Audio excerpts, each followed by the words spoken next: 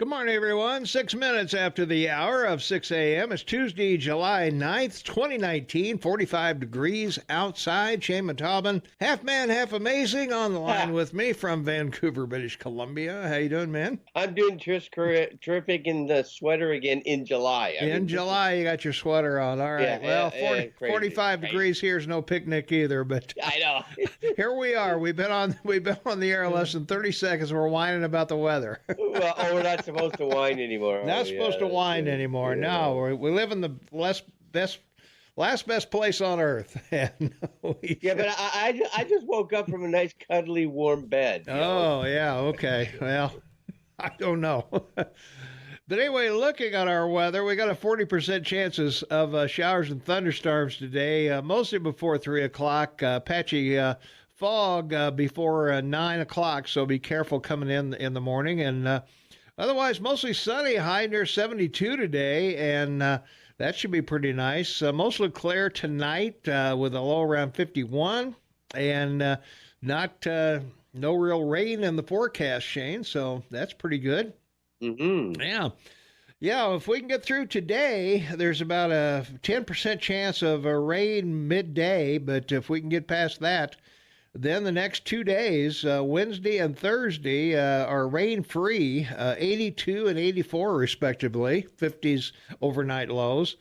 And Friday, 83 also, little rain coming in the afternoon perhaps, but mostly sunny. Saturday, 84, Sunday, 85, Monday, 83, Tuesday, 82, Wednesday, 81, and next Thursday, 81 also, and the rain is below 25% all those days, so. You know what I love about you, Eagle Man? What's that? Every morning you do this weather report. Yeah. And you're absolutely convincing. That it's going to be that way? Yeah, that's just going to be that. No rain, no hail, no tornadoes are coming in. You know, and it's wonderful. It's something to behold because you're consistent, reliable about the way you present the weather every day. All right. Well, the downside is it'll never be right. The weather never listens to you, right? No. Half the time, yeah, I'm saying it's partly sunny or mostly sunny, and it's a hailstorm. A golf ball size hail shows up. I don't know. So anyway. Oh no, it's nothing like that. Well, we got by without the tornadoes yesterday, so now the tornadoes are out of the. I don't know if there were any, but they're pretty rare here because of our topography. Well, of course, it's not flat enough to cause. Yeah. Temperatures around the area right now: Livingston's 47 degrees, Manhattan's 44, Three Forks 45, and Gallup Gateway's 42. Ennis is 43, Big Sky 37, and at the airport over in Belgrade, it's 44 degrees and fair right now. We're at 45 here at our lavishly appointed downtown studios at 125 west of Mendenhall. So. Mendenhall, yeah. He was probably some famous guy that killed a bunch of people way back when. Don't say that. God. Who knows? He's making him sound like Che Guevara. Yeah. What can I tell you? All right. So we got lots of stuff to talk about. Mm-hmm. And you got to tell everybody about the apps and the poll of the day and download. I do have to do all of those things here before we get started. But let me give you this. You're getting ready to go to work and you pull out your KMMS AM14, your AM1450 KMMS app. And what do you see? You see a massive wreck on I-90. So you take an alternate route, you get to work before any of your coworkers who are sitting in a parking lot on I-90 because they don't have the KMMS AM 1450 app. And your boss says, wow, you show initiative. I'm going to give you not only a raise, but a promotion. And that's what the app can do for you, man. That's what the app can do. Wow, that's a powerful app. So you need that AM 1450 KMMS app to keep up with road conditions, the weather, what's going on around Bozeman and the immediate area. We have all the stories on there, everything you need. Plus, you can listen to us and listen to KMMS AM all day long, Why not? Wow, I got to get that app, man. I just want to be safe driving. That's the scariest thing in the world right now, the way people drive. Well, all you got to do is put it on speaker, lay it on the seat, and you can listen to us and drive to work. Wherever you are in the world, that's the big thing, you know. It's a multitasking app. It's You can even human. be on the wrong side of the road in Sweden and hear us. I mean, it's that simple, man. You got to get the app. Great. AM 1450 KMMS. Do it. I want to. Does it have a sexy voice? It does have a sexy voice, yeah. Oh my God, I'm hooked. Yours and mine, yeah. Oh, then I'm not hooked, man. I'm sorry. You're not hooked, huh? No. No, seriously, the AM 1450 app will keep you in touch with everything you need to know about this immediate area. We post not only stuff from ourselves here at the station, but Aaron Flint posts. So does folks at other stations around the area, the other town square media, and of course, we keep up to date with. We have alerts from all of the, the sheriff and the city police and all of that. So we can immediately post anything that is going on, including accidents and things like that. So you need this app. The other reason that you need the KMMS app is because all of our shows are recorded, and they're all on the app. And of course, KMMSAM.com on the website as well. And we just recently went over 1,000. We're at 1,054 downloads of our shows. Thank you very much for that. But the other nice thing, if you'll scroll down the page when you get over there, you can get this podcast on your phone, on your smartphone, just by clicking, get it on the App Store or Google Play, whichever one you have. And it's all free. And boom. Yeah, it's not that 15 cents a day that Coast to Coast ripoff charges you. Yeah. It's free. It's totally free. And You're a rare talent, Eagle Man. I mean, you're seriously a rare talent. Ain't it the truth, don't you? So anyway, get our AM 1450 KMMS app. You'll be glad you did. And it's got everything. It's got the app chat. You can chat with us directly without missing a beat. You don't have to learn the text number or remember the text number or speed dial it or anything else. You just, you're on the app. Bam, you hit the app chat right next to the listen button, and you're in the studio with us with a message. We should add an algorithm to the app chat where people can share recipes. Yeah. Yeah. People love to eat. People love to eat and cook. Yeah, it's something else I like to do. Well, we have an app chat message from. It was after we were off the air tomorrow. Came in at 9:38. Of course, we leave at 9. But for those interested in the Holocaust, should read Bill O'Reilly's "Killing the SS." Very informative and very well done. I was shocked at how involved some U.S. officials were in helping some of the monsters. Or some of these monsters evade capture and justice. So there you are. So try out Bill O'Reilly's book. And I was reading about the New York Times the other day, and the original owner was a Jewish family, and they got the kibosh from Washington about the Holocaust in Germany. What was going on? They couldn't report it. Can you imagine? The New York Times knowingly never reported about the Holocaust and what was happening in Germany. That's sort of sad. Yeah. Well, there you are. So, but yeah, get our app. I'm serious. You need it. And vote for the poll. Yeah. Our poll question today, very controversial poll today.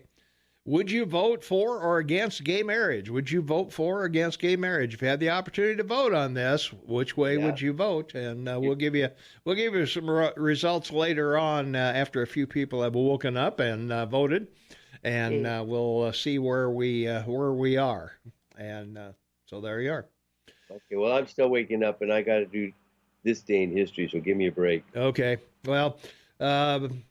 Since we're close to break time anyway, yes. Why don't you wake up? We'll take a break. We'll take care of the farmers, ranchers, and the cab drivers and the truck drivers and all the other people that deliver booze, clothing, or food to you in some form or other. And, yeah, the really important people. The really important people. I mean, I don't know. Without farmers, I wouldn't have my snack and, after the show in my bag, and I'd be sitting there naked. Of course, nobody wants that vision. No cookies here. No, yeah, and of course, I don't know. Town Square Media's got this ridiculous rule about no drinking on the air. I don't know what they're thinking, but yeah. Anyway. Well, I do it with a straw so they can't see. That's right. Yeah. Well, you're just, you're somewhere else. You're in witness protection. I just happen to be a country away. Yeah. Right. Yeah. Just a few 100,000 miles from here. But see, that's the great thing about the AM 1450 KMMS app. They can hear you in Canada. I know. What a miracle. 21st century technology.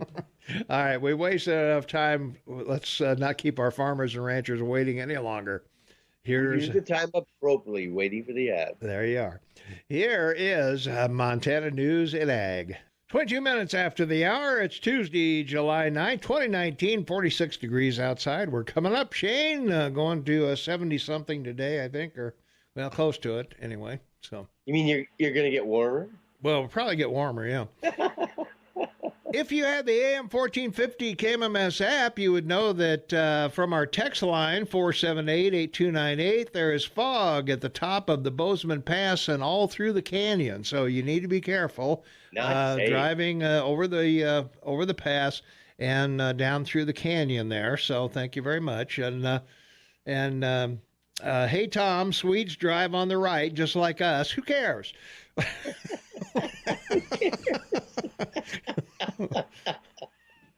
Okay. All right. I stand corrected. What do I know about Sweden? Didn't they change some time ago? Did they used to drive on the left and then they changed to the right? I don't know. Yeah. I don't remember. Anyway. All right. They drive on the right. So what? Okay. Good deal for them. Well, they have to drive on the right because, they sell all their cars, or the cars they do produce in the U.S. Right. What is it? The Saab? Yeah, right. Boy, we had a whole bunch of text yesterday that we didn't get on the air about global. Let's go for it. Global warming. We had a ton of global warming stuff yesterday, so we'll do some of that. Let's see. Last year, worldwide, more investment money went into renewable energy than was put in old fossil fuel energy, and the time is now. If you're behind the time, you're probably going to be left out. And I'm sure all those Wall Street investors must be wrong.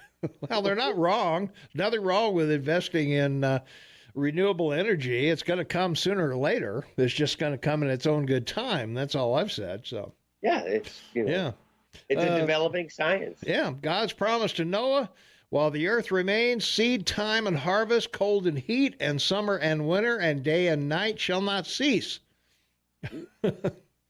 So there you are. Scare tactics and lies from the godless cause the godly to cling tightly to the promise of truth. The little ice age ended just 150 years ago. Wow. So there you go.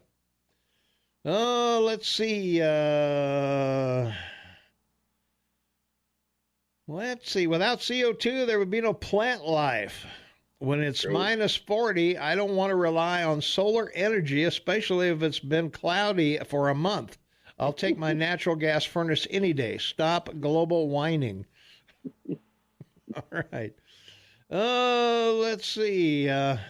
Gentlemen, please bring up Michael Crichton's book, State of Fear. It disproves the climate change hoax and many footnotes so you can do your own research. So the premise of the book is that the human brain needs fear to function. Utopia is impossible. After the Cold War ended, the climate change hoax was created to keep society functioning. There you go. What do you think about that? Probably true. That's probably true. That may be, yeah. Michael Crichton may have got it right. Yeah. Let's see. The caller referred to 90-degree temperatures in Alaska, but it has been that hot in cycles forever. I was there in 86 when the highs were in the 90s forever, for over 2 weeks, rather. And let's see, Northern Virginia was 90 degrees in January 1865, according to Civil War diaries. 1863 to be precise. Mm-hmm. What would they say about those temperatures today? As I've said before, climate change is the biggest scam in the history of human civilization. That's a signed text. And the atomic weight of CO2 is twice that of dry air. CO2 is plant food. Why does this guy hate plants? That's good. I like that. That's good. Man-made climate change is caused by humans on a small scale, caused by nature on a small scale, by government, is the majority of what's happening in the world. Look at the skies and see what they're spraying. Research, it's no conspiracy theory. Yeah, that's right. All right. Since that last caller hates the U.S. so much, he should leave. I think they're talking about Daniel on that one. Oh, really? Let's see. Yeah, I think the rest of them were Daniel. Oh, this good one for Shane. Isn't Canada a socialist country? Why does Shane live there? Must be awful. Well, that's great. I like that. I don't think Canada is a socialist country. It may have socialist medicine, but it's definitely a capitalist country. No, it has single payer. Well, now it's not single payer; it's free. Well, yeah, it is just downright free now. Yeah, so you don't pay anything other than a boatload of taxes. 38%. 38% to pay for it. But in all these other countries, they make references to, Sweden and Finland and Norway and the Danes. Yeah. The middle class are paying 62% in taxes. Yeah. Well, what can I tell you? Go check it out, folks. True. Yeah. and our government has done a study. We spend 11% of the GDP for our medicine. You spend 16%. So we're the most efficient medical systems in the world, actually. Yeah. Well, now if we only had 30 million people, we would be too. So there you are. Yeah, you have 30 million people that are sick. Yeah, well, if you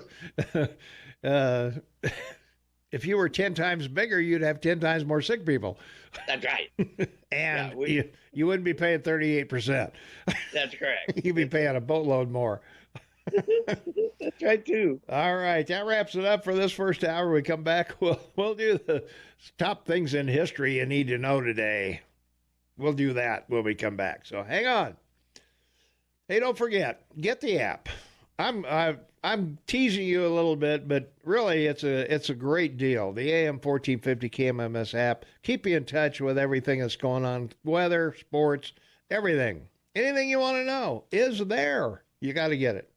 All right, we'll be back right after this. 23 minutes for the top of the hour. It's Tuesday, July 9th, 2019, 46 degrees outside, heading for a high in the 70s today. Shane Montalban has a caller on the line, so let's go to the phones. 522-TALK is the number, 522-8255. Caller, you're on the Morning Soapbox with Tom and Shane. What's up?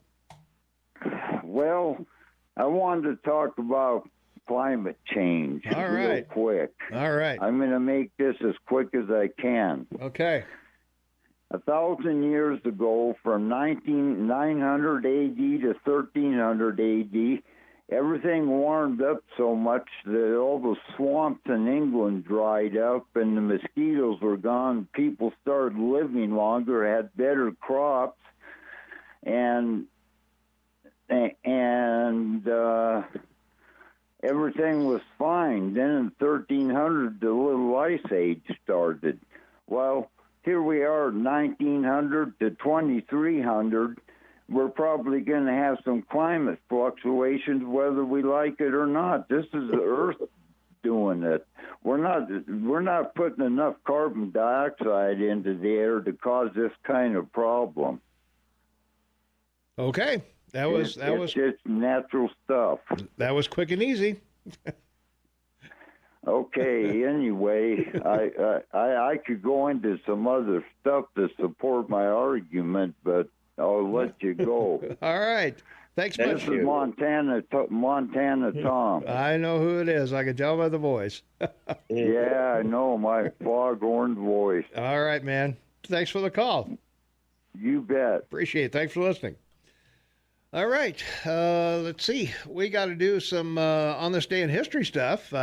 So let's jump into that, because on this date in 1776, the Declaration of Independence was read aloud by General George Washington to the troops in New York.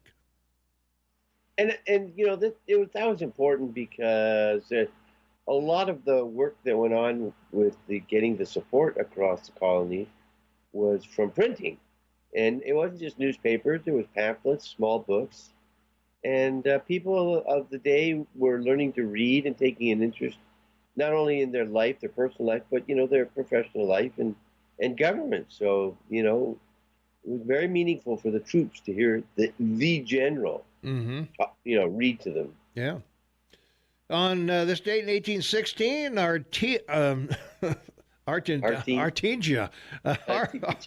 Argentina declared independence from Spain. Oh, that's Spain. Oh, Spain, yeah. I love reading about Argentina for a number of reasons. I visited there once. Yeah. An amazing country, great beef. I mean, wow, the beef they have is great. Mm-hmm. Anyway, it's eighth in size as countries go. About 44 million people. The GDP isn't much. It's around 920 million, about 20,000 per person. But they've had a very colorful history, and one of the things that sticks out the most is, they had a booming economy back in 1930 during the World Depression. They were the only country, literally in the world, that was an expanding economy. They were literally the strongest economy in the world. They've gone through a lot of political tyranny, from socialism to dictatorship to fascism, and find themselves back again in democracy over the course of, their 200 years. Yeah. So it's one of these countries you can look at, like the United States, and go, gee, look at the colorful history, because there's so much there you can read about that has happened to understand how these other social economic concepts have or have not succeeded. Yeah. And they're about as far away from Venezuela as you can get and still be in South America. They're still in South America, yeah. Exactly. Don't cry for me, Eagle Man. 1850, Zachary Taylor, the 12th President of the United States, died in Washington, D.C. after serving only 16 months in office. Yeah, and this is sort of an important guy, too, because we've spent a lot, this has come up a lot in the last 9 months about the Mexican-American War, fought in 1845. Mm-hmm. And he was a big part of that. He was one of the officers that led the charge against the Mexicans and drove them out of Texas, and changed Santa Anna into Mexico and defeated him.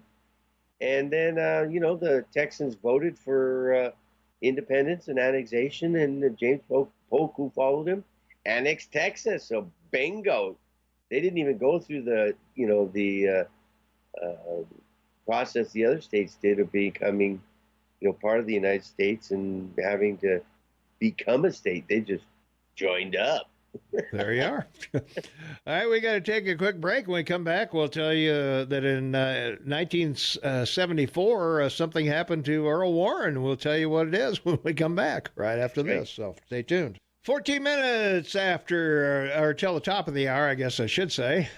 It's Tuesday, July 9th, 2019. I can't read the clock. 47 degrees outside. Well, on this date, 1974, guess what? Former Chief Justice Earl Warren died at the age of 83. And I can remember riding around in the car with my parents when I was really young, and I would see signs in the field that said, "Impeach Earl Warren." I had no idea who Earl Warren was, and I had no idea what impeach meant. But but there was a lot of folks in Southern Illinois that didn't like Earl Warren at all. So and it's when you look at his overall history, I mean, it's remarkable. He started out in the Republican Party. He was Attorney General of California. He was Dewey's running mate in 1914 when they lost to Truman in that famous election in 1948. And then Dwight D. Eisenhower, he ran against Dwight D. Eisenhower. So Eisenhower in his first term said, I think I'll appoint this guy Supreme Court. Supreme Court. He's a conservative. He'd been a governor of California. Yeah, which was a conservative state back then when all the movie stars were selling war bonds and signing up to fight World War II, and then they went, I don't know, cupcake on us or whatever. Made some of the greatest changes by court decision in American history, racial desegregation through Brown versus Board of Education, desegregating schools. And he attacked the Jim Crow laws the Democrats had developed in the South to imprison blacks. And part of Atlanta Motel Inc. versus the United States, that was a Title II case of anti-segregation that they upheld. And then, of course, along came the Civil Rights Act of 1964, and he went crazy with the Miranda decision about people having the right to the government had to have a warrant to search you. Otherwise, it was anything they were going to use against you in the court of law was from the poison tree, the fruit of the poison tree. The fruit of the poisonous tree. Yeah. Amen to that. Well, in other bad decisions, 1992, Democratic presidential candidate Bill Clinton tapped Al Gore, senator from Tennessee, to be his running mate. So that's right. Yeah. Yeah, and Al Gore should be grateful because, in some ways richer than Bill and Hillary because, the climate change thing he started. And then, of course, he started Al Jazeera and then sold it to the Al Jazeerians. To Syria for $700 million. Nice job there, Nice Gore. job, yeah. Yeah, well, you need to put this on the Jeff Krauss list, who'll be in at 8 o'clock for us. The 1995, the rock band, the Grateful Dead, Jeff Krauss, a big fan, played their last concert at Soldier Field in Chicago after a 30-year run, much of it spent on the road, and lead guitarist Jerry Garcia died the following month. And I would bet Krauss has a Jerry Garcia tie. I have one. There you are. So, and the amazing thing about this band was, folks, is that they did more concerts than any other band in history. They were a road show, baby. Yeah, they went everywhere. Yeah, they did. Yeah. Yeah, they played at bar mitzvahs and birthday parties and everywhere. 1997, boxer Mike Tyson was banned from the ring and fined $3 million for biting opponent Evander Holyfield's ear. So. Yeah, that was sort of the end of boxing for me. Yeah. Yeah, it really was. Yeah. Well, that and Al King sort of ruined boxing. So there you go. Well, Tyson must have thought it was a cauliflower ear. I don't know. But he didn't have anything to dip it in, so they just took one bite. Yeah. 2002, the Baseball All-Star Game in Milwaukee finished in a 7-7 tie after 11 innings when both teams ran out of pitchers. And hopefully that won't happen tonight because the All-Star Game is tonight. But when you run out of pitchers, well, I guess you got to go take your ball and go home. I think the best thing for baseball is that home run derby. Yeah, the home run derby. I think that's great watching that. Those guys, I mean, that's just so cool. They smack it a long way, that's for sure. Yeah, they sure do. Yeah. Well, in 2004, a Senate Intelligence Committee report concluded the CIA had provided unfounded assessments of the threat posed by Iraq that the Bush administration relied on to justify going to war. Yeah, the claim of, what is it, destructive weapons or whatever it was. Weapons of mass destruction? Yeah. Where we are weapons of mass instruction. Yeah, exactly.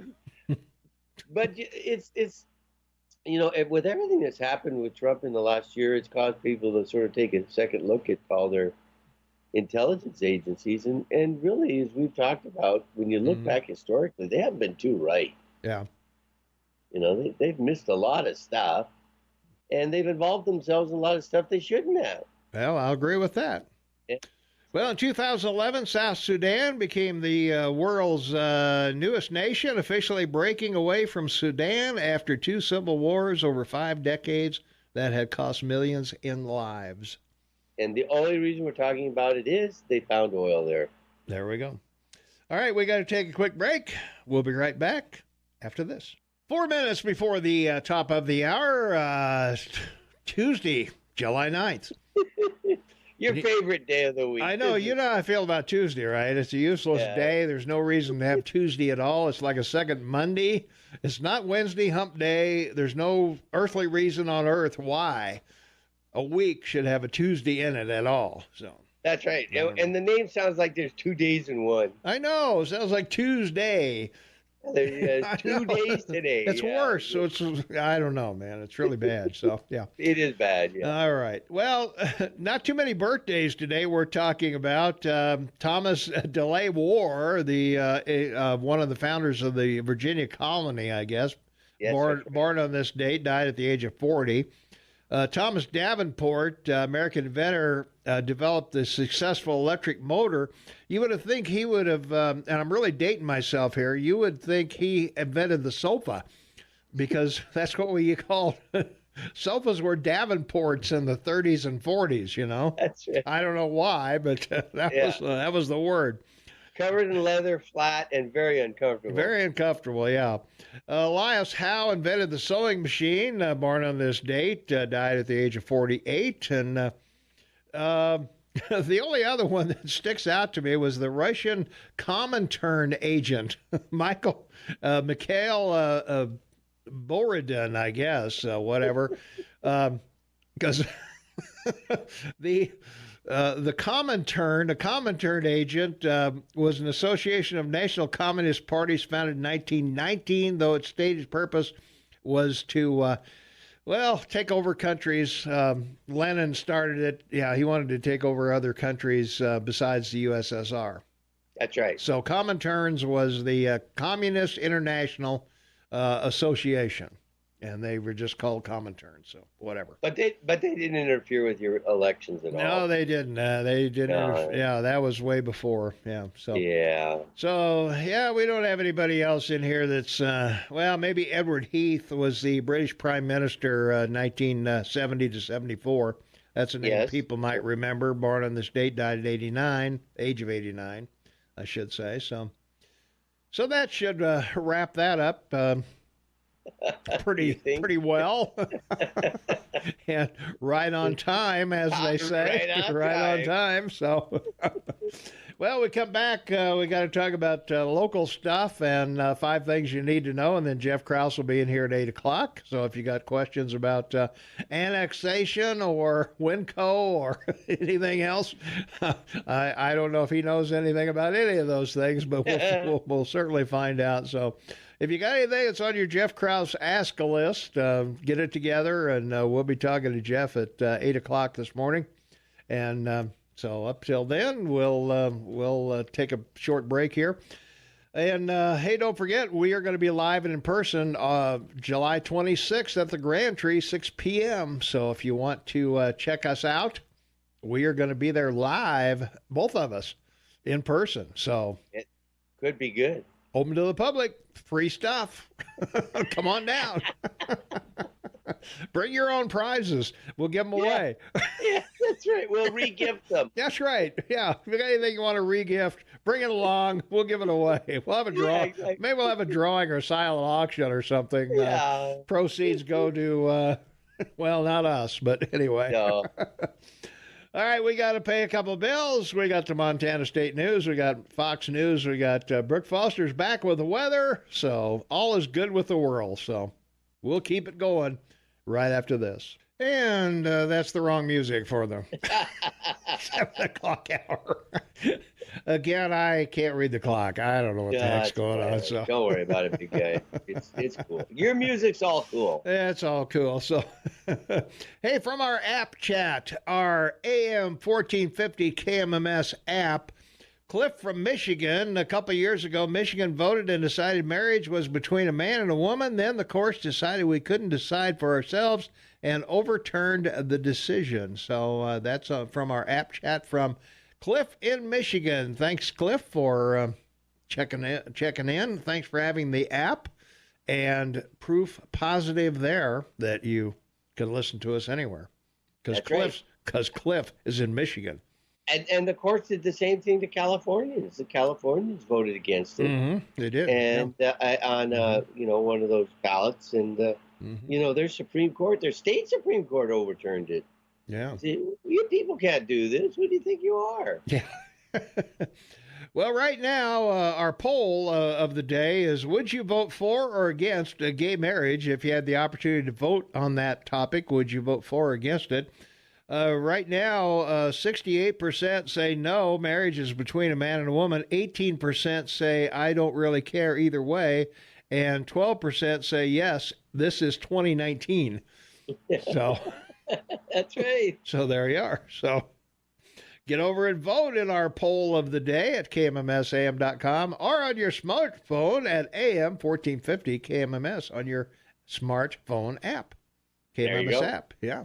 So there. Word of the day: download, download, download. Download, download, download. There you are. So yeah. So we'll see how that vote plays out and go for it. So yeah. All right. Let's see. From our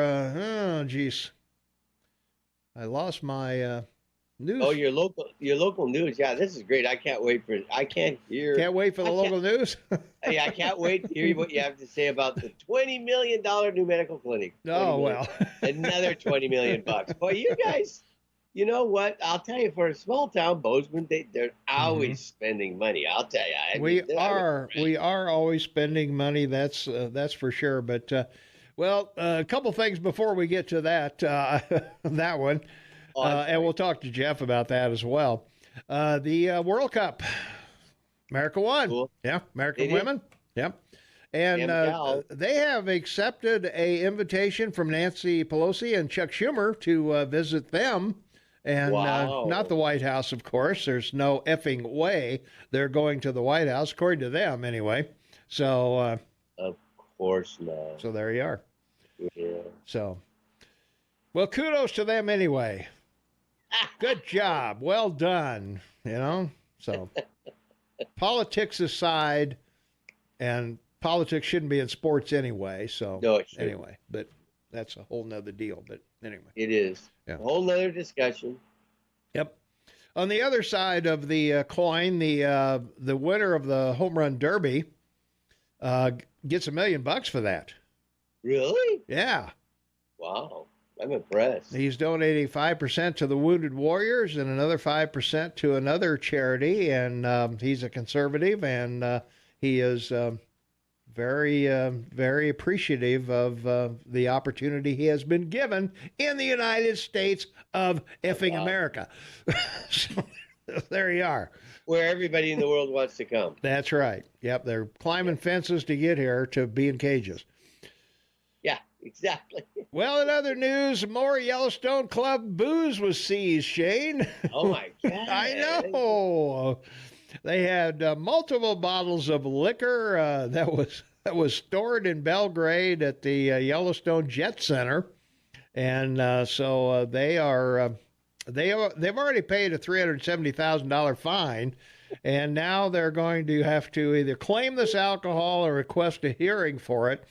Sanjay Talwani, the Revenue Department spokesman. I want to see the papers on this guy. Sanjay Talwani. Where is this guy? Where is this guy from? Born in Iowa? What? I'm surprised they haven't. What is it? Alcohol, tobacco, and firearms, ATF. Yeah. I'm surprised they haven't called them in. This is all the liquor. What's going on here? Yeah, this is the department, the Montana Department of Revenue, which covers all those things that the feds cover. But I guess this is a state issue. So, but anyway, these folks are in big trouble. They had probably just quick math, over 1,000 bottles of various booze stuffed away here to sell illegally at some place that doesn't have a liquor license. Oh, so that's great. I don't know. They're tough. Well, if you heard our show yesterday, you heard our interview with John Russell, who's written the book Treasure State Tycoon, Nelson's Story and the Making of Montana, and he's going to be doing a a book signing at the Museum of the Rockies at 5:30 today. So if you're familiar with John Russell, he used to be on with George Carter in the morning, he used to read the news for us for all the 5 stations, and was here for a number of years. So and then went to the Pioneer Museum. So he does have a history background, but if you want to meet John and talk about the book, Treasure State Tycoon, he'll be at the Museum of the Rockies today at 5:30. So check it out. Now, have you been to a book signing? I've done a book signing. I did. That wasn't the question. We know you've done it. I haven't. I don't think I've actually been to an actual book signing by anybody. Well, of course, this is the guy who's never been to Yellowstone Park, and he lives 30 miles away. Well, yeah, but I mean, it would have to be I might. Well, there's several authors. I'd go to a Michael Crichton book signing if he was here. Would you? Yeah, I'd go to a Bill O'Reilly book signing if he was here. I'd probably go to Stephen King, even though I don't like his politics. I'd probably still go to a book signing by him. Or who's the other guy that writes the scary books? God, I can't think of his name right now. But anyway, Coons. Coons, yeah. Yeah. So when you do a book signing thing, yeah, do you read from your books? Not normally, because it's a business book. It's not an entertainment book. So normally, no. So you just get up and entertain people? I just get up and entertain people and talk to them about business in general and give them a little spiel and, do some stand up, whatever, things like that, like. You motivate the audience. Yeah. Well, I write about small towns, so you'd say, how do you know the rich people in a small town, the appliances on their porch work, and things like that, or, you're from a small town if all the city limit signs are on the same post, things like that. Just really, really funny stuff. You got a man on the phone and he wants to talk. I know. Let's go to the phones. 522-TALK is the number. Caller, thanks for waiting. You're on the air. What's going on? Well, this is Clint. When the whole thing is on a post, Yeah. Come to town, it's I'll be entertaining like that on the 26th. So come on down. Yeah. Okay. I have to play the straight man. Yeah, he's a straight man. So, okay. Yeah. What's on first, huh? Yeah. Well. Yeah, exactly. Who's on second? Yeah. Okay. Yeah. We'll have to rehearse that. Who's on first deal? Maybe we'll try to do it. I don't think we can, but I don't know. Well, I called this morning yesterday. I haven't had a phone for 6 or 7 days. Whoa, that's tough. We traded phone providers, and we had a hell of a time. But anyway. Oh, jeez. Yeah, a lot of hopefully you got the AM 1450 KMMS app. Well, yeah, we got okay, good. Yeah. There you go. Anyway, you had an environmentalist on there yesterday talking about global warming. And I kind of wanted to address what he was saying. In some respects, he's absolutely right. Don't say that. But in other respects, he's absolutely wrong. And I'll give you the Don't say that either. I'm going to tell you why he's wrong. All right, go for it. Right here at Three Forks, Montana, at Canada Products, they have some land. And on that land, there's petrified palm trees. And I happen to have some of it. And it came from there. And on the other hand, down at Rapalje in that country, there's a lot of oyster shell sea bed things, shells from the seas when we were covered with water. Mm-hmm. And in Nevada, I worked down there for Newmont Gold for quite some time. And the archaeologists out of Nevada Reno College did a lot of studies there about Nevada and climate. And what they found is in the rat's nests in the caves and stuff in Nevada and stuff, Nevada at one time had horrendous amount of hardwood trees, according to the rat feces and stuff that they picked out of the caves. Okay, mm-hmm. And they come in great big balls, they poke them in there, and they can tell what they ate, everything, what kind of trees was there, when they were there, in the years. All right. So what I'm saying, like cat-sized rats. Yeah, and so what I'm saying is global warming is natural. Montana at one time was the tropics. That has been a proven fact. And so the Earth, and this is the reason, Shane, that I said he was partly right.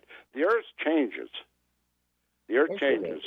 And the precession of it closer to the sun and further away from the sun has a great deal to do with it. Our magnetic poles have a great deal to do with it. And they've changed too. Yep, and they change also. And so what I'm saying is carbon monoxide is, as Pete said, it comes from cars. Mm-hmm. Carbon dioxide comes from trees and burning and things like that.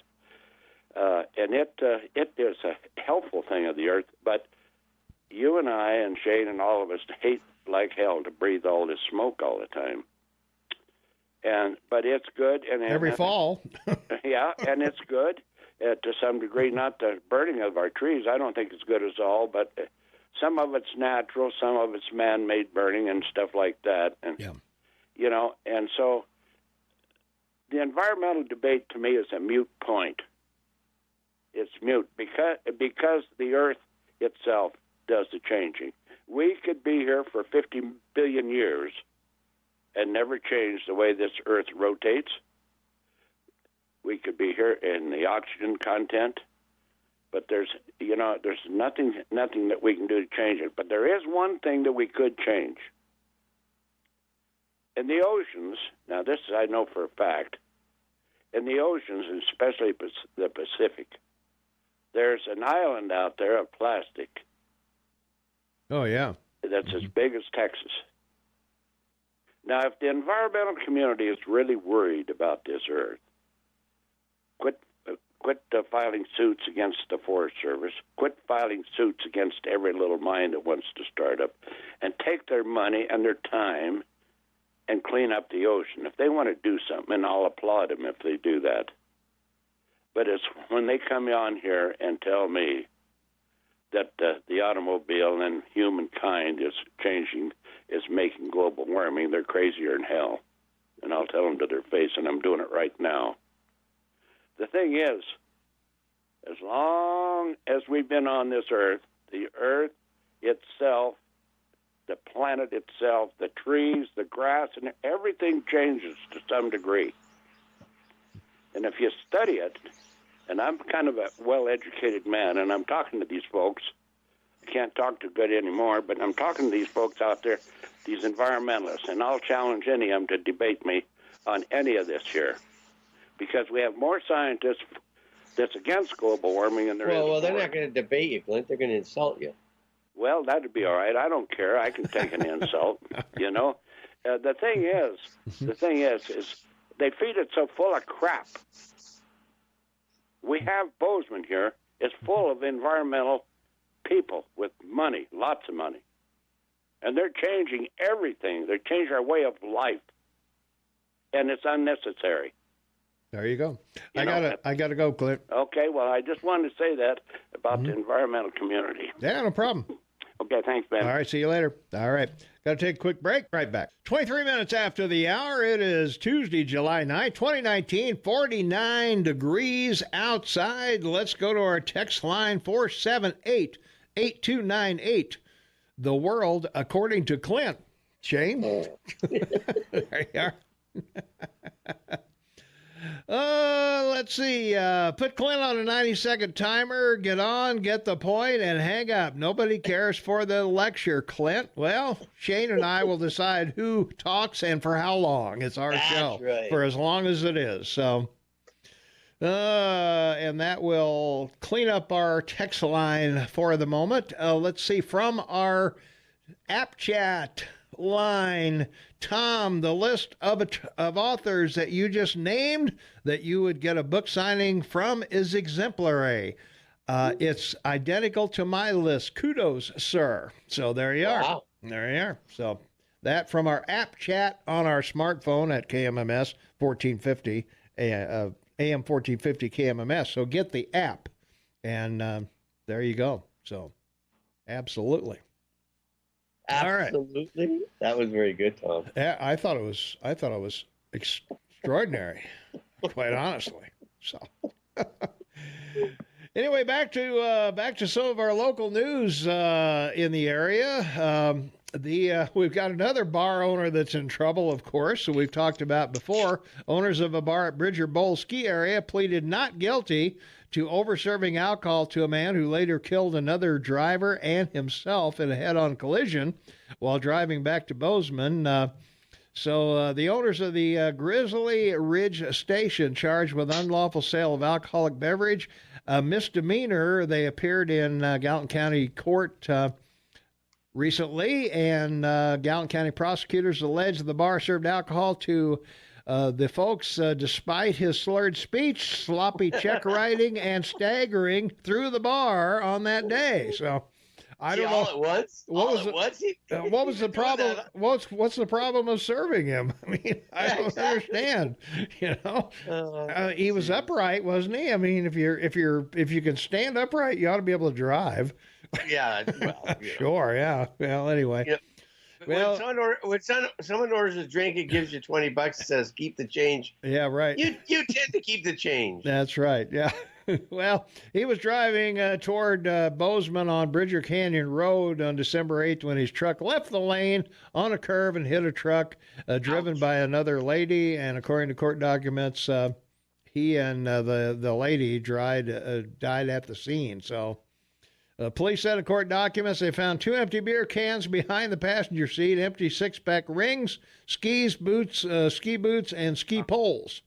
Blood samples showed that he had a blood alcohol level of 0.237, 3 times the legal limit, and marijuana. He also was doing a little pot smoking while he's on his way home, I guess. So there you are, folks. That's what happened. So another. Well, when you drive around here, it's so crazy the way some people drive and stuff. Mm-hmm. I have a really good friend I drive with. And he has a great saying when he sees people cut people off and slam on brakes, and he says to him, "There goes a dead car driver, right? Dead car driving, right? Yeah, dead car driving." Well, second Republican has entered the 2020 race for Southwest Montana's Public Service Commission seat. Walter Derzay, I guess, or Derzay, of Belgrade, is seeking the seat held by Roger Koopman, a Republican who is prevented from running again because of term limits. And he drives a garbage truck for L&L Site Services, Desiree, not Koopman, and previously worked as a bus driver and manager for a shuttle company. All these jobs, he said, he has seen firsthand how the Public Service Commission's work on and to regulate utilities affects Montanans. So we'll wish him well, and hopefully he will get that well.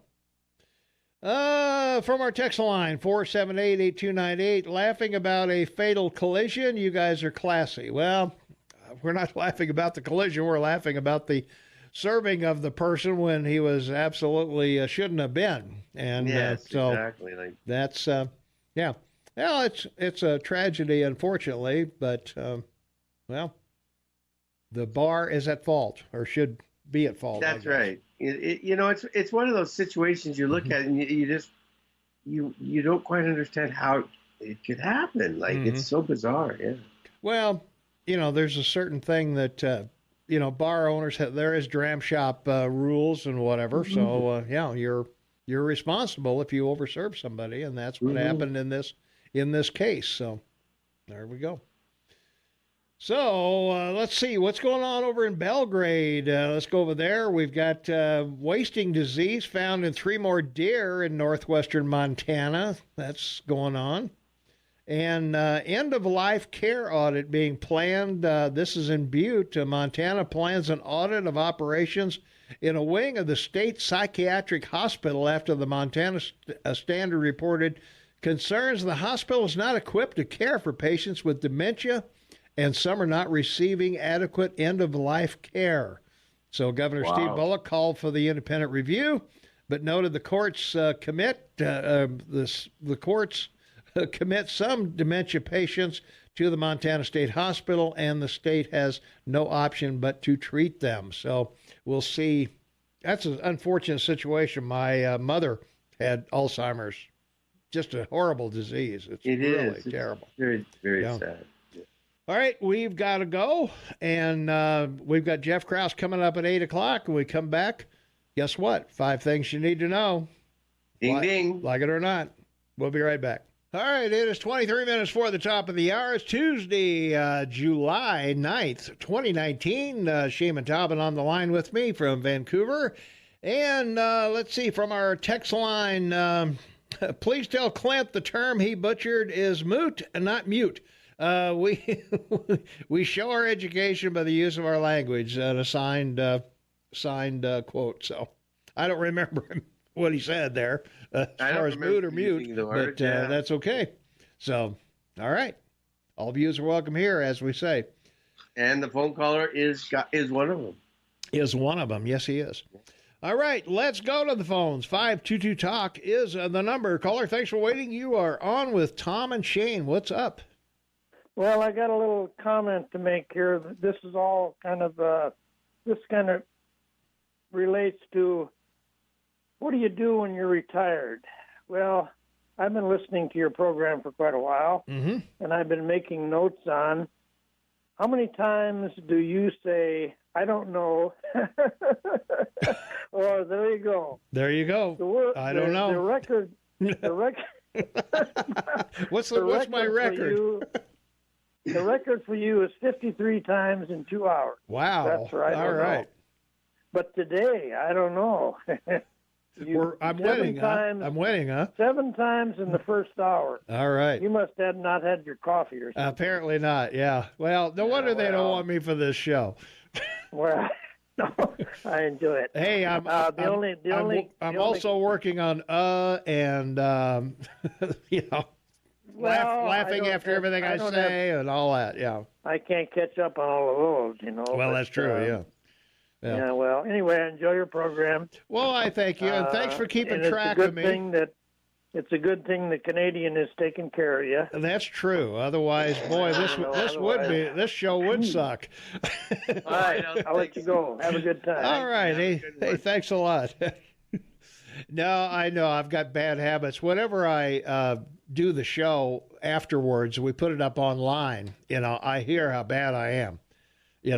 At doing the exact things he's talking about. The things that we repeat and the various things that we do here, because this is a tough job not to do those things. You don't want to do those things. I say way too much. I say way too much, and laugh after everything I say too much. So, it's a nervous habit, and habits are hard to break. Boy, they really are. So. But I appreciate you pointing it out, because that makes me a little more conscious of it, and I want to try to do better and not do all those things. So there you are. There you are. Well, I said it again. I talked so much in school. My second grade teacher sent me home with a Christmas gift, which turns out to be a bobblehead. Oh yeah. And I bring it back, and I have to bring it back. And there's this little line at the bottom. It says, engage brain before putting mouth into gear. Yeah, right. I should do that. I don't. Yeah, I think talk. Yeah. Well, anyway. When I first got the opportunity to do this, I was doing outside sales, so I would drive from call to call, and you're thinking. And it's real easy to do this show thinking, because you don't say, and you don't say, there you go, and you don't say, oh my God, or I don't know, or whatever. But drive along. When you're driving to work, try to talk out loud the whole time you're driving to work, and see how easy that is. It's not easy. Yeah. So that's how I practice before I went on the air for the first time at 6 a.m. on Sunday morning back in 2004, I think it was, something like that, 15 years ago or so, when George Carter said, I got the perfect time slot for you. It's a good thing it was in the morning because I think somewhere I may have a recording of that first show. I'll have to see if I can dredge it up somewhere. Maybe I'll play it sometime. But and history's been made ever since. Yeah. Well, I think the second or third morning I was on, I shut the whole station down. I had to get George out of bed, and he had to tell me how to restart the whole thing up again. So haven't done that since, but I don't know. That's good. I like that. From our text line, 478-8298, we like Tom because he talks like us. I guess that's it. Is that it? I talk like all you guys do? Like a normal American. Like a normal American. Okay. Normal American. Here I am. Here he is, the righteous eagle man. Well, we got to get to the 5 things you need to know here. Well, let me take a quick break, and then we'll get to the 5 things you need to know before Jeff Krauss comes running in here. We'll be right back with more talk just like you after this. 13 minutes before the top of the hour. It's Tuesday, July 9th, 2019. Temperature's 50 degrees outside, and from our text line, we like Tom and Shane because they make us look smart. I love it. That's great.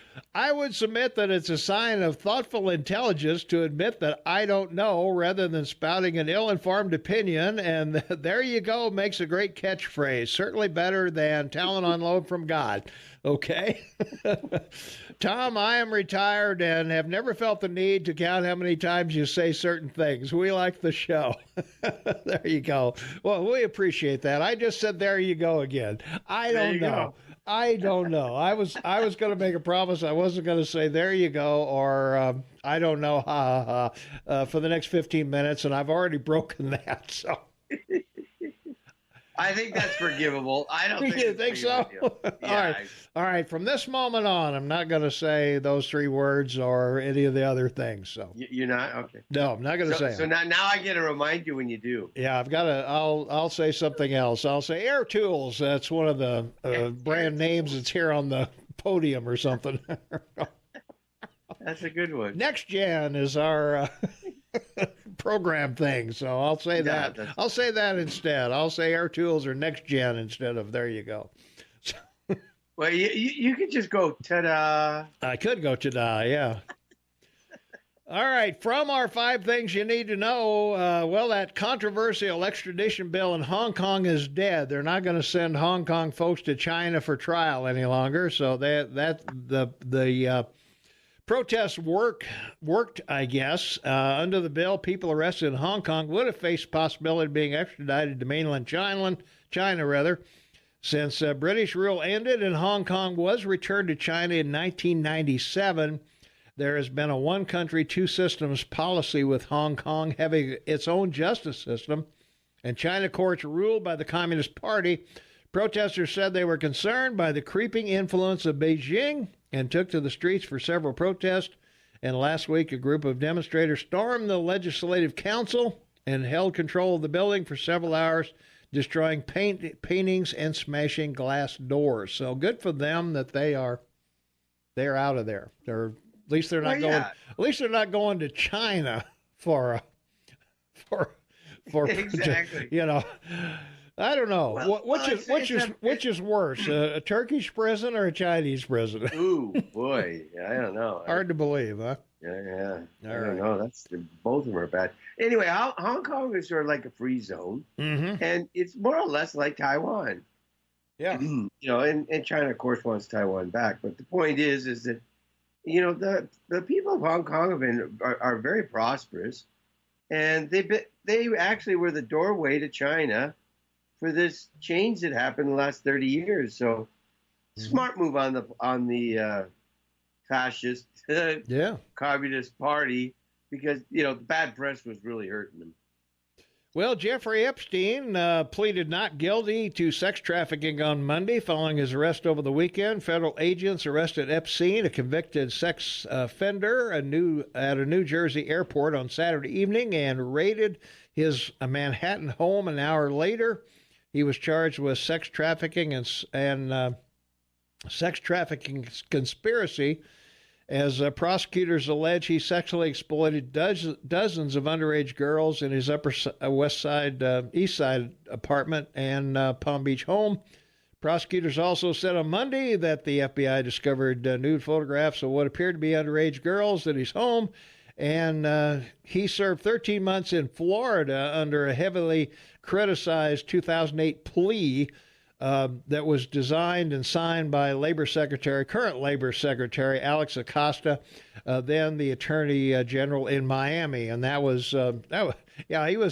was able to go to his office 6 days a week and goof off and do whatever it was he did. But the interesting thing about this story is that it could affect Bill Clinton and our current president, Donald Trump. Donald Trump called this guy a nice guy or a great guy or whatever.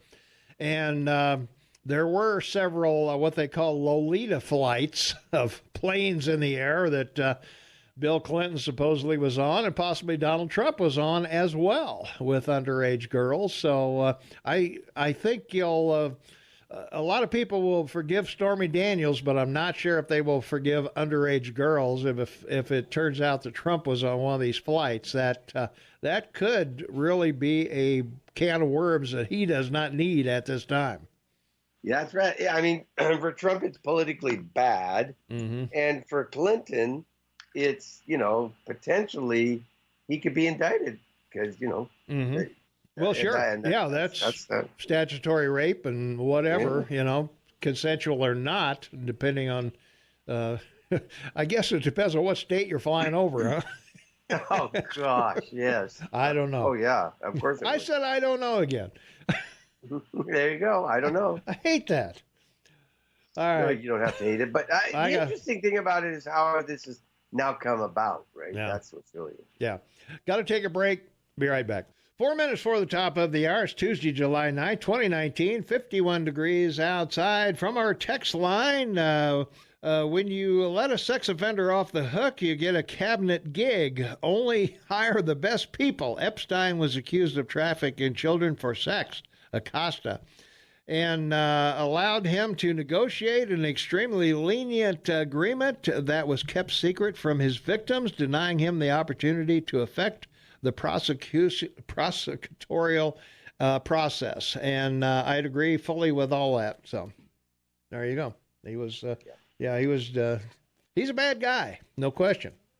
Mm. So, but we'll see where this ends up. And Jeff Krauss is in the house with us. How you doing? I'm here. Yeah. Yeah. I think most people knew about that guy's reputation, So, I think he even had a hard time donating money to people because they would turn around and say, "No, we don't want money." We don't want your money. Yeah. So, that was well, as I say, this may come back to. We know for sure that Clinton took a ride on some of these planes with some underage folks along for the ride. I think that's a matter of record. I think, but he did send out a statement where he sounded exactly like Sergeant Schultz. Yeah, I know nothing. I see nothing. I know nothing. That's it. Yeah. And we don't know that there's also rumors that Trump, back in the 90s with this guy, had I think there's a lawsuit from someone whose anonymity is protected. Well, I think there is. Yeah, well, some of the girls, I guess, that are now of age are coming forward, and as I say, we can forgive Stormy Daniels and paying her off, but I don't know if you can. I don't know if you can forgive underage girls. No, I do know. Yeah. I won't. Yeah, me either. And I don't think the country will either. Yeah. Well, that's why I say this could be. We'll take some dalliances like Bill Clinton did with, Paula Jones and Monica Lewinsky and whatever, and still elect the guy, even though he was impeached. We'll still keep him in office, but.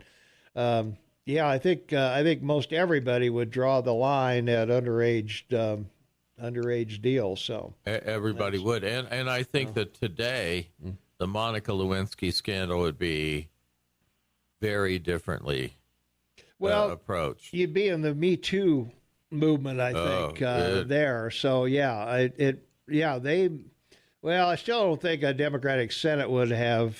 Yeah, but convicted him. An intern working for you, the discrepancy of power there. And, that's the focus of. Well, that was the argument a lot of people harassment. made. Yeah. Yeah. So.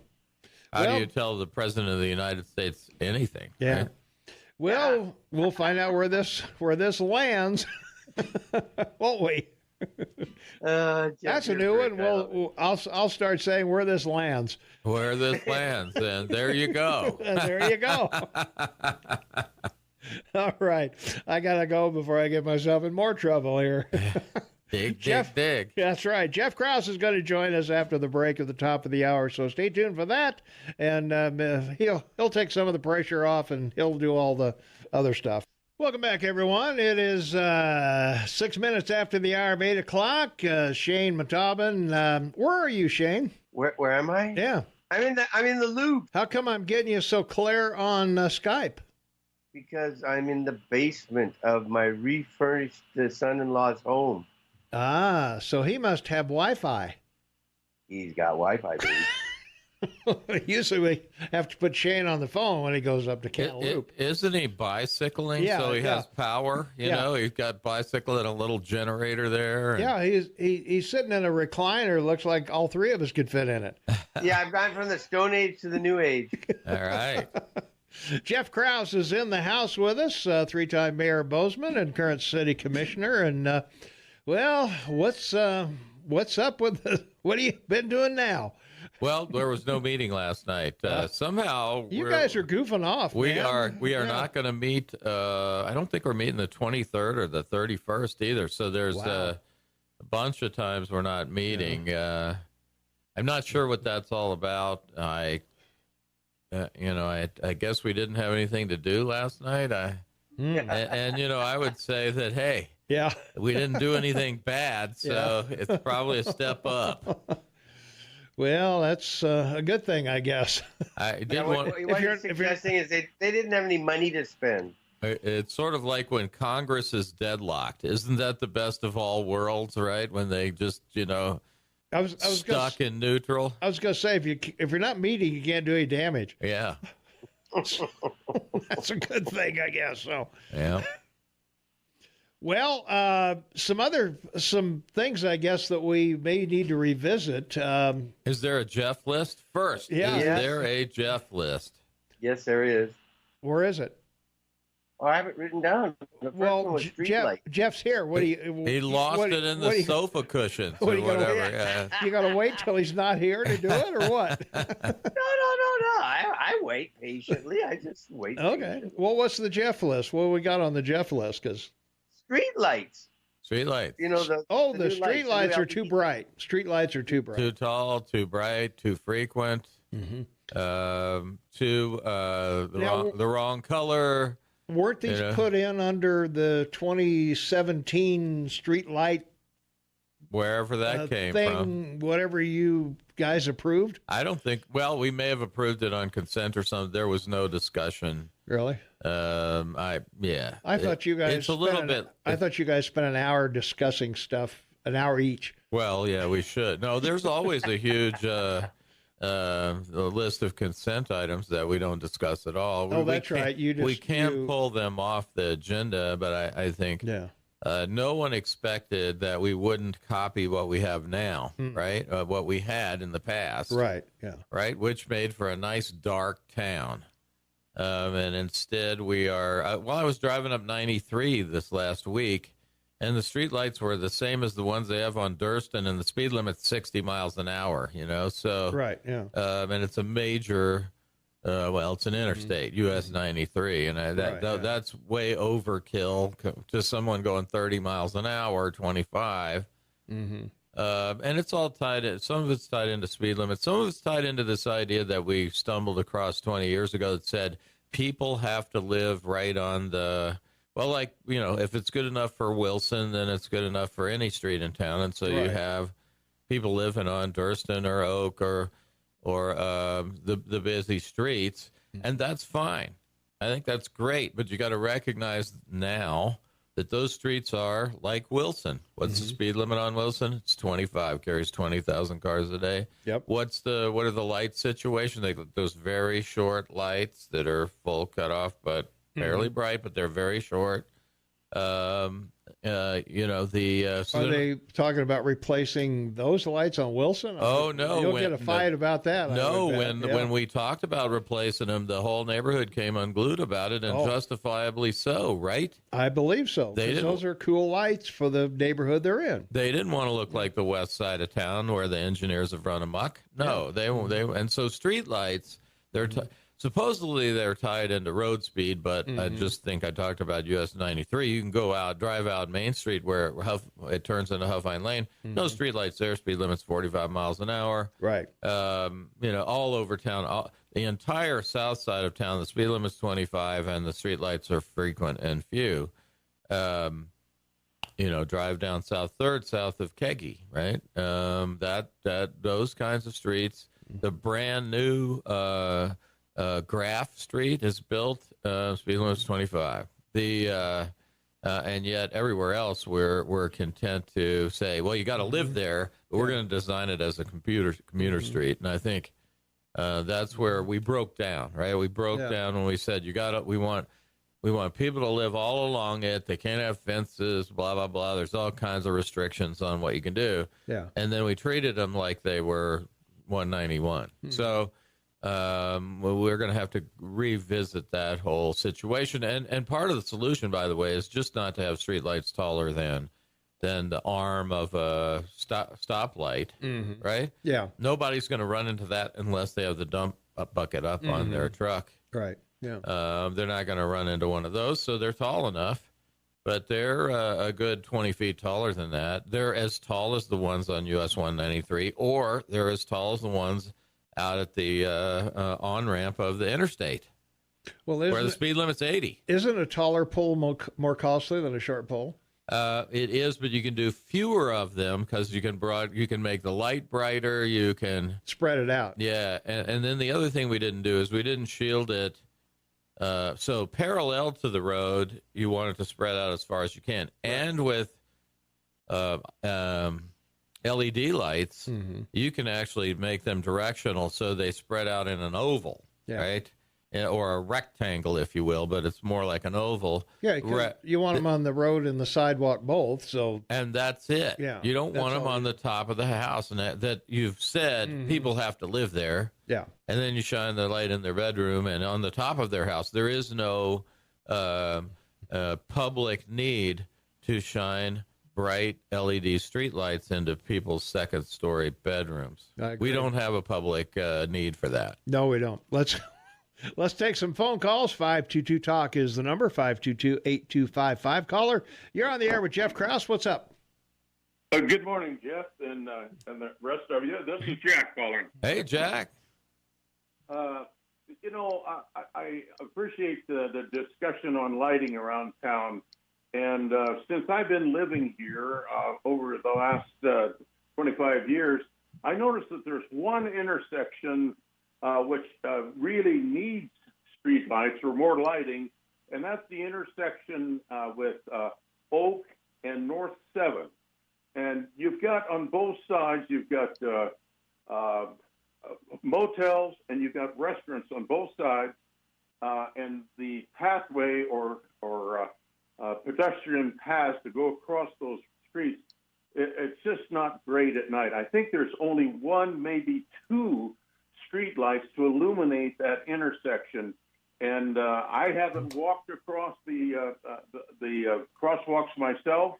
I actually be afraid to.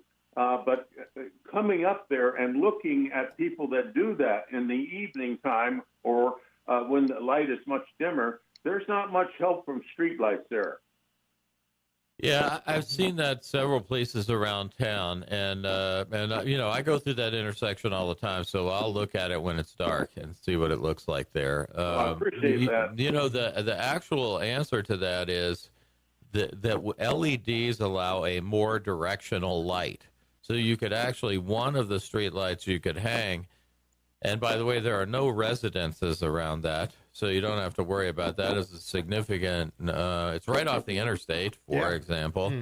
And you're right. People are walking from the motels that spread out even around the corner on Baxter there. They're walking from the motels or Carl's Motel there, and they are going to restaurants.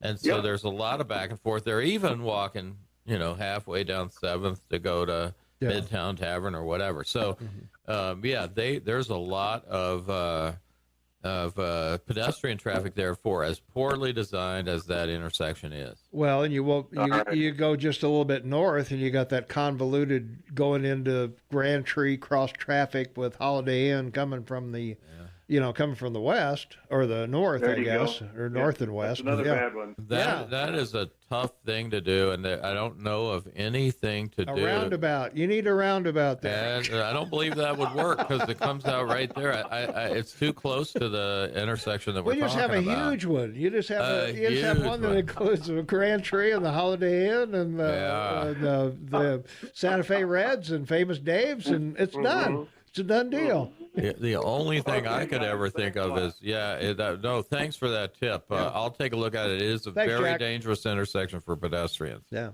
No doubt about it. Yeah. And we ought to be paying attention to that as we redo the intersection at Durston and 7th. Right. We should be paying attention to that. We have a no taller than a street light, a stoplight pole. Mm-hmm. Closely directed light right over that, because people are going to walk between you got two hotels there, 3 hotels that are going to be crossing there to go to Santa Fe Reds or Famous Dave's or whatever. Yeah, there's going to be the new music venue. That's going to increase pedestrian traffic. They're working very hard on that new building that's going to be where the old Subaru. Yeah, that baby's flat now, so they're ready to go. They're pounding right now. They're pounding sports and the foundation in. Yeah, and so I think that paying attention to the way we're lighted and not just say, oh, we passed something in 17 and this is the way it is everywhere.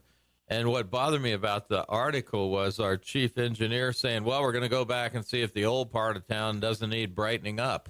The old part of town doesn't need brightening up, okay? Yeah. No, it doesn't. The old part of town should stay dark. It's the new part of town that needs unbrightening. Right. And if you want to light the sidewalk, put some bollards along there that are very short and just light a little bit of the sidewalk, and there you go. Well, particularly crossing the street, because you got to be able to see a pedestrian, obviously, if you're if you're driving. So. Well, and that's what you have headlights for too. By the way, let's not forget that each vehicle. If you're turning, your headlights are going straight ahead, not to the left or right. Yeah. So I am don't argue with me. I'm a firm believer. Yes, it speaks the guy that lives out in the county that doesn't have a street light to be seen. That's right. Yeah. Amen to that. Exactly. We got to take a break. We'll be right back with more with Jeff Krauss following these important messages, so stay tuned. 21 minutes after the hour of 8 a.m. It's Tuesday, July 9th, 2019. Jeff Krauss joins Tom and Shane this morning, and happy to have you along with us, Jeff. Always informative to have you here. Yeah, it's fun to talk. Lots of things going on. It's really kind of fun to talk about. Yeah. Well, one of the things that doesn't fall into your bailiwick exactly, but there's a dispute over a subdivision that the county turned down because they're disputing whether a road that goes into a subdivision that's already there is just for that subdivision, or is it a second access where subdivisions have to have at least 2 accesses for fire and police and whatever. In case something happens at one entrance, you got at least a second one or a third one for access to health care, the EMTs or people if there's an emergency. Yeah, and Shane, chime in at any time, but you actually have to complete the road in the city across your property to the people on the other side. You can't landlock people. Mm-hmm. In other words, what about cul-de-sacs? You couldn't. We don't allow cul-de-sacs in the city of Bozeman. And how racist! And so you have to complete it over the other side. Isn't a cul-de-sac a half of a roundabout? It doesn't go anywhere. Yeah. Well, the opposite of a roundabout. The roundabout goes everywhere, and the cul-de-sac goes nowhere. Yeah. So there are a few cul-de-sacs in the city of Bozeman. I was going to say, what was the old TV show where they all lived on a cul-de-sac? And I can't remember the name of the show. I don't know, but anyway, so you can have all kinds of requirements on a subdivision as long as they're proportional, right? You can't make them build a new road. Yeah. Right? Just a new county road. Yeah, build that. If it's going to be used by everybody else going to the lake or going to the, new school or whatever it is, but you can be required to build your proportionate share. And I think that in general, they have to be built to county standards if they're in the county, or city standards if they're in the city. Yeah. And so there's a significant amount of road building requirement. And what the courts, the common law, as opposed to the statute, the common law, what the courts have found over time is this proportionality thing. And so, yeah, I think you can definitely be required to have a second county road built, built to county road standards entrance. And that would be up to the developer to do that road. Yes, right. You wouldn't charge people in Three Forks to build a road up Spring Hill. Yeah. Right? I mean, that doesn't make a lot of sense. To build a new road to access a tiny subdivision. Yeah. So I don't know the particulars of the subdivision you're talking about. I think it's only 10 houses or something like that. It's pretty small in the grand scheme of things. Usually they put up, 20, 25 lots or more. Right. To make it worthwhile doing it. Yeah. So it was years ago, that in the 90s that the Subdivision Act was changed, and you have to go through subdivision review even in the county if you go 20 acres or below. 160 is all you can do without review. Yeah. We remember Bull Run. They paved Durston to get out there. Paid for that paving. Yeah, and I guess the county maintains that it, was or do they maintain fairly it minimal. still? They fixed the big hole right on the other side of the city line. You might go by that one once in a while. That one would launch you into that creek if you didn't watch out. Yeah. Plus, being on a curve made it even worse with snow and ice. So. And there are places, I would tell you that right out there, if your property is too small to bear the cost of the infrastructure, it's going to be very difficult to develop it. Yeah. So you got to have lots of a certain size, at least to. You have to be able to. That's what people don't understand. That if you got to put a county road in or a city street in, and maybe a stoplight or improve an intersection or run the sewer and water out to somewhere, those millions that it costs to do that, you're going to look to whether or not you have enough land to develop to sell to cover those costs. And if you don't, that probably doesn't get developed. And there are little tiny properties trapped in the city where we would say, well, you got to build that road through. Well, they could put 5 houses on the property they can't afford to build a road through, and so they stay undeveloped, and it's really essentially a taking in that we have said, well, the cost of infrastructure to do your little thing is more than you're allowed to do, and I think we have to resolve that in some way as a city, because you don't want for little county in-holdings that don't want to be county in-holdings. They want to develop, they want to add housing, but they can't because we're saying, well, your property just happens to be at the crossroads of 2 streets, and you got to build them both, and then you cannot develop it because it's the economics don't work. Well, I was going to say, when we talk about impact fees, the developer puts in the sidewalks, puts in the streets, puts in the curbs, puts in the gutters, puts in the drainage, puts in the lighting, the water, the gas, the sewer. Yes. Before they ever sell a lot. Impact fees are for the downstream. Therefore, the sewer plant or the bigger pipe that has to go in down the way, or an intersection a half mile away that has to get done. So the impact fees are really for the off-site stuff, but the developer has to put all the on-site and immediately next to developments. Absolutely. And that's, what the high cost of housing is all about, right? The high cost of housing is you start at $80,000 or $70,000 with all the improvements. Yeah. Well, just to cover the cost. Yeah.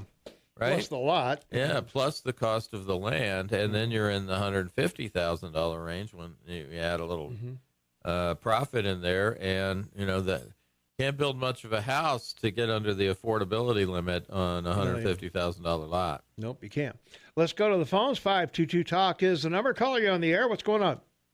Hey, good morning, guys. I don't understand why the city doesn't participate in or contribute to the development in that regard, because they're missing out on substantial tax increases too, because they're just ending up with a bare land tax where they would be getting a much higher tax if they help develop, if they chipped in or whatever you want to call it.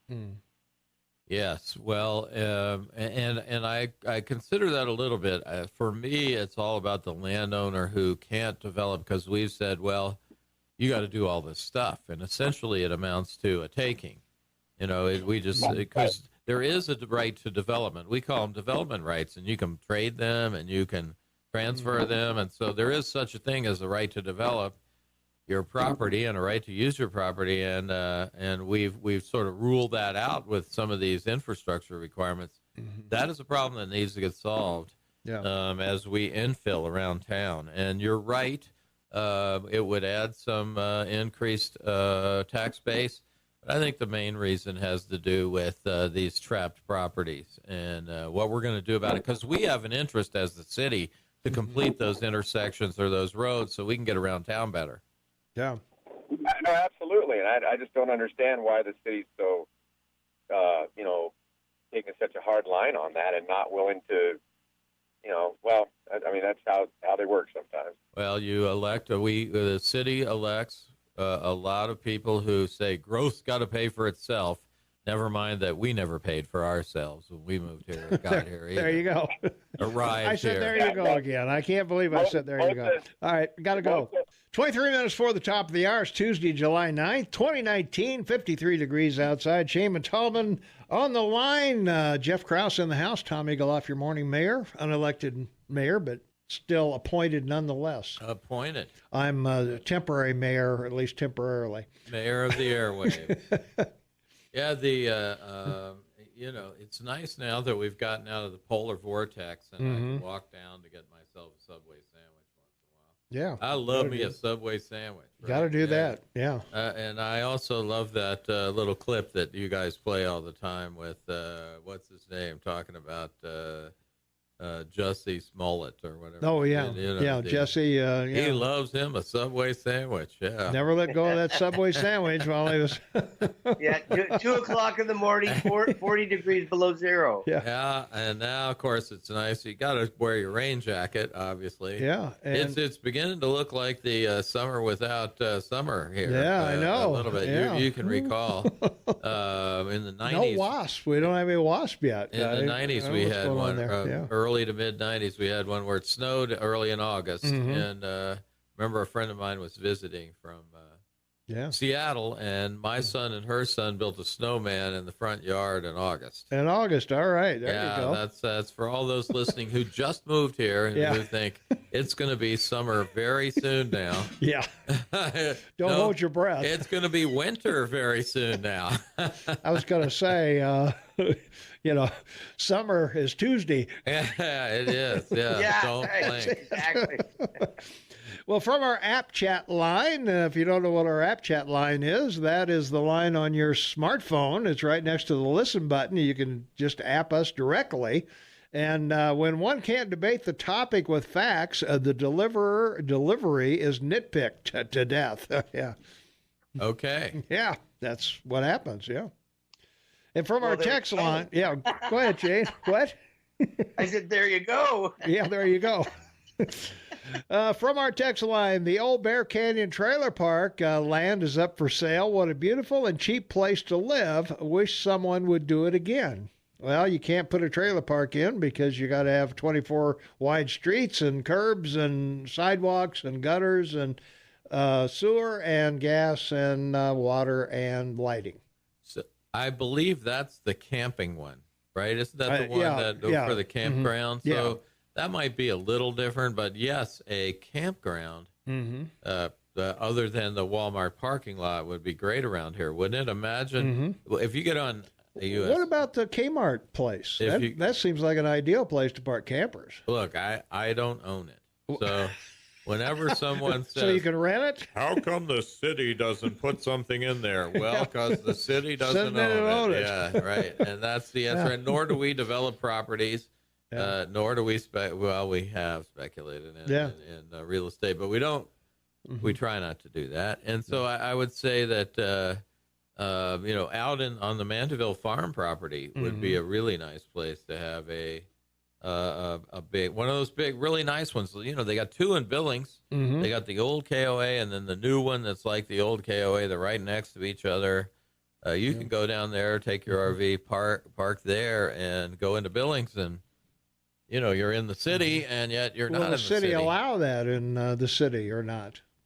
I mean, what all do you have to have a KOA? Well, I'm not sure, but I think. Well, you got to have electric. You got to have some. You don't have to have electric too. You could have some electric, some not electric. The guys in the Prevost want to plug in. And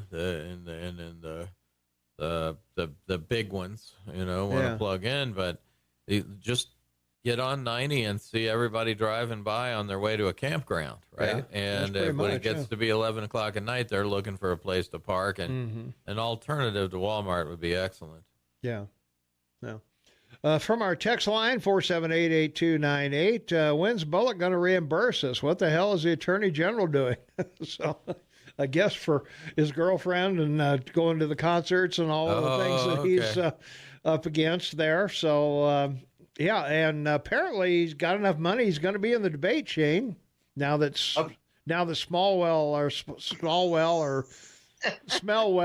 got out. Stormwell? Yeah. Yeah, he bailed. They don't even have. Well, they do have to change the number because they got another guy, the billionaire, has jumped in. Oh, Tom Steyer. Yeah. So. And he doesn't have to raise money. Apparently not. Yeah. I think that. Yeah, I don't think it'll be like the. Is it going to be a shorter one for Governor Bullock? There probably will be. Yeah. Shorter, we'll have to have a smaller. Yeah. Yeah. Well, I was saying if maybe a step down. Yeah, if Smallwell hadn't dropped out, Bullock would be behind. He could be peeking out behind the curtain on the right hand side or whatever. He could have an arm with a fake hand that he'd stick out when he wanted to answer. Yeah, when he wants to answer something. Yeah, so. I'm thinking a second level down below the first level with smaller podiums and So there you are. Yeah. For the second tier candidates, as they say. Yeah. Well, Tom Steyer's a big donor to the Democrats, the top individual contributors. He is right up there. Let's see. He gave $73 million to the Democrats in what is that? The 2018 so far, and all of it went to Democrats, and none of it went to anybody else. The leader is Adelson, Republican, Las Vegas Sands, $123 million he's given, and that's none to Democrats or liberals. And Bloomberg, Michael Bloomberg, the ex-mayor of New York, $95 million. He gave $5,400 to Republicans. Yeah, Mayor Bloomberg. Of his $95 million. Over the years, I've had a lot of contact from his. He's got a big PAC or something out there, and at one time he was touted as a libertarian, but he's a funny libertarian when he does away with, puts a tax on sodas, and then his aggressive anti-gun policy where he's trying to take his New York City mores and apply it to the West, more the South. I finally wrote his PAC and said, I want nothing to do with you. You guys are just not acceptable. Yeah. except for a few urban areas. But I do think that when it comes time to solving the illegal alien and crisis at the border and the crisis inside our borders, we're going to have to stop with the hardline posturing from everybody and try to find a way to make it work. But the first step, which is where I agree with the president, is you got to stop the flow. You've got to put the wall up and increase security measures, and then deal with who's inside and how that works. And and I think people like Bloomberg could help sort of with those guidelines a little bit. New York City's got to be pounded with social costs from that. And so he'd have some experience. And I think, if they would stop doing things like trying to get ICE agents killed and go by notifying people beforehand that they're coming, and instead try to work with together to solve this issue. And likewise, on the other side of the aisle, send them all back. That it's time to move on from that to something after you build the wall, to something more where we figure it out. And I know that I'm not going to go down and cut any sugar cane. So figuring out how we bring people in to cut the sugar cane and then make sure they get back, all of those things need to be puzzled out. And we don't have anybody. No, there's nothing in Washington, D.C. helping us with that at all. That to me, if you want a local government rant, there's one, right? Nothing is. If the city commission did what, and any city commission did, and any mayor did what is happening in Washington, D.C., we would be justly, severely criticized. And I would think so. Yeah. So I read the other day where the net worth of Congress has gone down with the new freshman class. Well, yeah. And I would tell you they're all pretty worthless right now. So. we got to take a break. We'll be right back with more right after this. 9 minutes for the top of the hour. I was going to say the area. Error. Yeah. Top of the error. Jeff Krauss is in the area. Shane Matabin's in the area. Tom Mikoff in the area. From our text line, Jeff, 478-8298. Can Jeff explain the reason why the collective bargaining agreement with the city's Teamsters isn't resolved? They are currently without a contract. Seems the contracts always get done on time with the fire and police. What is the holdup? I don't know. It's funny. When I was on the Board of Regents, while there was a lot of discussion about, we didn't get involved in the city, neither at the city nor the Regents did we get involved in the contracts, but we approved the contracts. Also, we discussed the approach to the contracts at the Regents level. But we've never been approached as a city about what's going on with any of these contracts. The city manager and her staff do the whole thing. I'm going to say Mrs. Rat takes care of that. But what I would tell you is I think it's Chuck and Anna mostly. I'm just not sure. But what I would tell you is a couple of years ago that changed significantly when the commission, Terry Cunningham and the new commissioner and the new commission a year ago got involved in the wages paid to city employees. And they gave as much as a $3.50 an hour increase to part-time city employees who were making $9.50 an hour, or whatever. I think lifeguards and librarians, mostly part-time individuals.